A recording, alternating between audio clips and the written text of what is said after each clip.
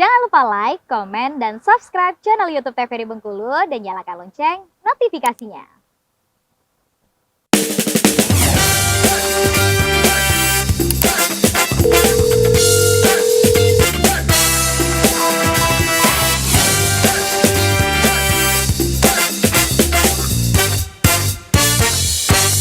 Ya, pemirsa kembali lagi tentunya di Dokter Kita bersama Kita Sehat. Tadi kita sudah diskusi nih bersama Dokter Naomi.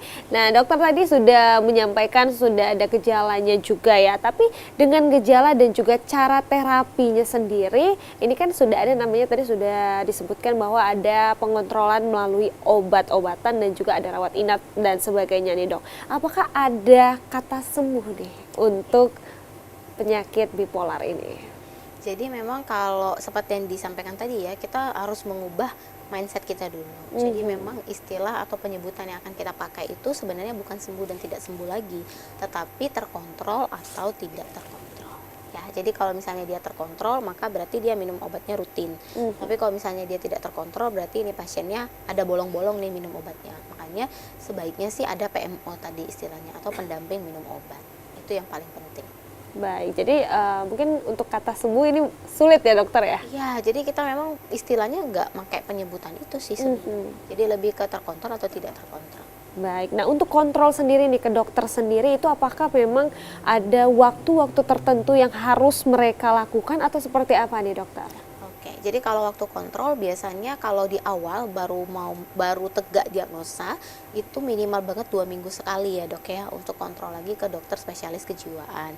Atau apabila ada pada kondisi-kondisi emergensi tadi yang indikasi rawat inap, itu nggak usah nunggu ke poli jiwa, biasanya langsung lewat IGD, instalasi gawat darurat yang 24 jam gitu ya. Kalau pasiennya udah gaduh gelisah, ngamuk-ngamuk misalnya. Tapi kalau dia sudah obat rutin, sudah berapa bulan, sudah berapa tahun bahkan, itu biasanya sekali sebulan. Karena obatnya biasanya sudah di stok untuk 1 bulan. Kecuali di tengah-tengah itu terjadi kondisi yang emergensi tadi, maka langsung ke IGD.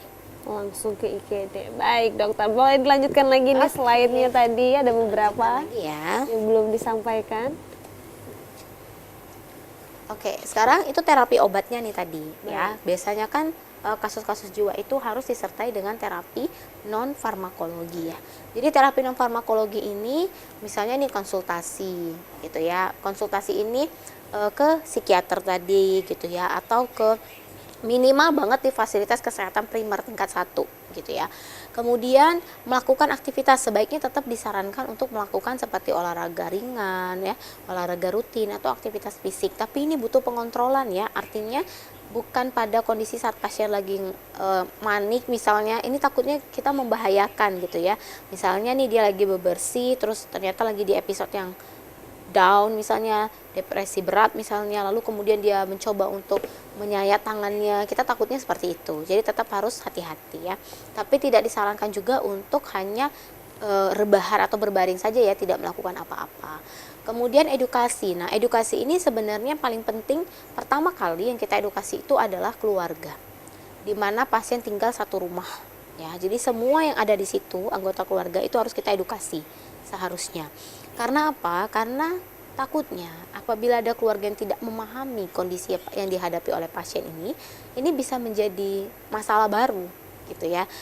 Kamu kemarin sehat kok, normal, jangan-jangan kamu cuman acting lagi, nanti dibilang gitu ya, kenapa sekarang jadi begini, kemarin bagus-bagus aja gitu, kalau nggak memahami pola dari gangguan bipolar ini.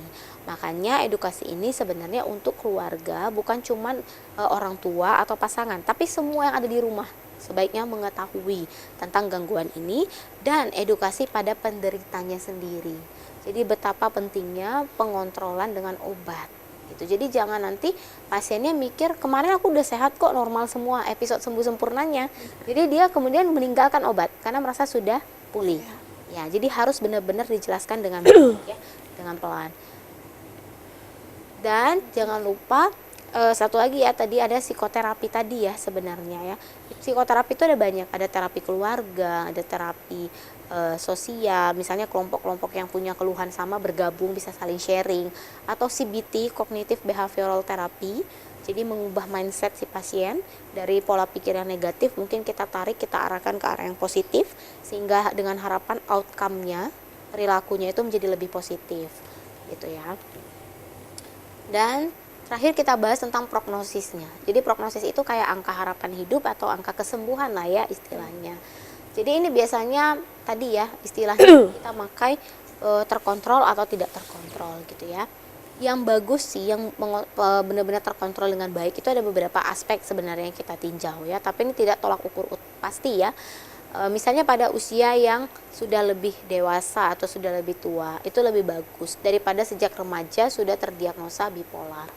Kemudian tidak ada indikasi bunuh diri, percobaan tidak ada, niat pun tidak ada. Jadi kalau di jiwa itu niat saja untuk mengakhiri hidup itu sudah kita checklist, termasuk ke yang berat, gitu ya. Kemudian gambaran psikotik, psikotik itu adalah gejala memisahkan diri dari kehidupan realita yang nyata. Ya, misalnya tadi halusinasi gitu ya, itu tidak ada ditemukan. Dan masalah kesehatan lain itu sedikit, termasuk mungkin di dalamnya genetik kali ya. Dia mungkin tidak ada riwayat genetik dari gangguan jiwa di keluarganya. Itu kemungkinan prognosisnya baik.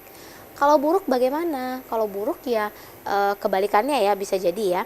Jadi ada riwayat stresor, misalnya pekerjaan, dari hubungan suami istri yang tidak baik, hubungan anak dengan orang tua, misalnya stresor-stresor yang berat ini.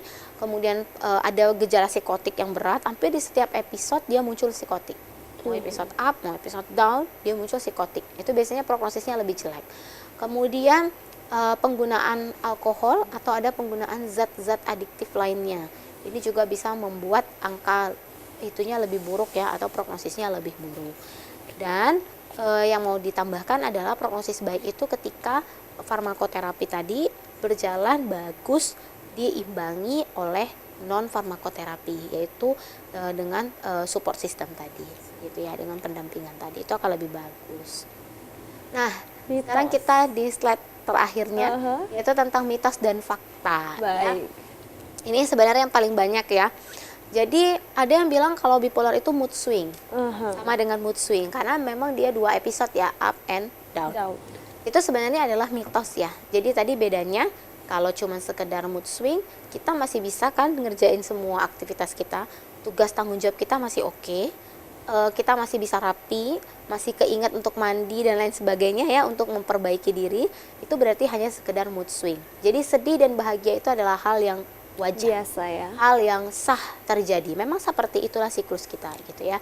Tapi ketika dia lebih berat ya, artinya dia menyebabkan gangguan di 3 aspek tadi, interaksi sosial, pekerjaan, atau perawatan diri, maka hati-hati.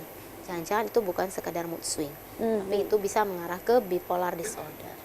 Kemudian orang yang bipolar bahaya karena emosinya nggak stabil ya. Jadi ini seperti mitos, jauhi orangnya ya. Harusnya itu kita malah melakukan pendekatan, kita care, kita bawa konsultasi sehingga lebih cepat terdiagnosa, lebih cepat diterapi, akan lebih bagus outcome-nya gitu ya. Kemudian bipolar jadi alasan perilaku tidak wajar di masyarakat ya, dan jadi diwajarkan gitu ya karena dia mengalami gangguan itu.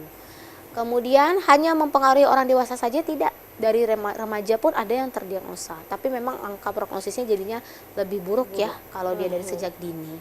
Tidak perlu berobat, banyak berdoa dan jangan stres ya. Bukan berarti nggak usah doa ya, ini harus digarisbawahi ya. Itu penting gitu ya, dan menghindarkan stres itu penting. Kalau pasiennya memang sudah terdiagnosa bipolar, memang sebaiknya tidak kita timpali lagi dengan stresor-stresor yang berat. Benar. Dengan dikasih beban yang berat gitu ya. Tapi bukan berarti tidak berobat, kita tahu prinsipnya, dikontrol dengan obat. Benar, obat dan doa itu sejalan ya dokter ya. Iya betul, itu yang lebih bagus ya. Bipolar itu karena kurang iman, kurang ibadah. Nah ini yang kita agak susah ya. Ini kalau sudah dijudge pasiennya, nih kamu kurang iman, kurang ibadah, kurang dekat dengan Tuhan gitu ya. Itu udah pasti mitos ya. Benar sekali, karena ya kembali lagi ya, kita juga harus berdoa dan juga harus tahu nih ilmu pengetahuan yang sudah kita dapatkan, tentunya juga harus menjadi benteng juga untuk diri kita untuk bisa lebih baik lagi juga ya dokter ya. Dan tahan dulu dokter, tentunya kita akan lanjutkan lagi setelah jeda pariwara berikut ini, tetap di Dokter Keto.